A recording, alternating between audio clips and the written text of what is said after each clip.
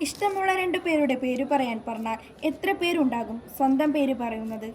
നമുക്ക് ഏറ്റവും വിശ്വാസം ഇല്ലാത്തത് നമ്മളെ തന്നെയാണ്.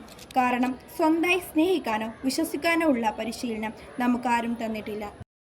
യുവ എഴുത്തുകാരി നിമ്ന വിജയുടെ നോവലാണ് ഏറ്റവും പ്രിയപ്പെട്ട എന്നോട്. 22 വയസ്സുകാരി അതിഥി എന്ന പെൺകുട്ടി ഒരുപാട് സ്വപ്നങ്ങളുമായി നഗരത്തിലേക്ക് ചേക്കേറുന്നതിലൂടെ കഥ ആരംഭിക്കുന്നു. മറ്റാരെക്കാളും തന്നെ പരിഗണിക്കുന്നത് താൻ തന്നെയാണെന്ന തിരിച്ചറിവിലൂടെ അതിഥി തന്റെ ഡയറി കുറിപ്പുകൾക്ക് ഒരിടം നൽകി. എനിക്ക് ഏറ്റവും പ്രിയപ്പെട്ടത് നാം തന്നെയാണെന്ന് ഇപ്പോഴും നമുക്ക് പറയാൻ കഴിയാറില്ല. അങ്ങനെ നാം തിരിച്ചറിയുന്നിടത്ത്, നാം സ്വയം പരിഗണിക്കുന്നിടത്ത് ജീവിതം മാറി തുടങ്ങുന്നു. ജീവിതത്തിന്റെ വൈകാരികതയുടെ കടന്നു വരുന്ന യാത്രക്കൊടുവിൽ നാം ഏറ്റവും പ്രിയപ്പെട്ടത് നാം തന്നെയാണെന്ന് തിരിച്ചറിയുമ്പോൾ ജീവിതം പൂർണ്ണമാകുന്നിടത്ത് ഈ നോവലും പൂർണ്ണമാകുന്നു. വായനയോട് പ്രിയം ഇല്ലാത്തവർക്ക് പോലും ഏറ്റവും അടിമപ്പെട്ടു പോകുന്ന തരത്തിൽ ഈ നോവൽ മാറുന്നു. വായനയാണ് ലഹരി.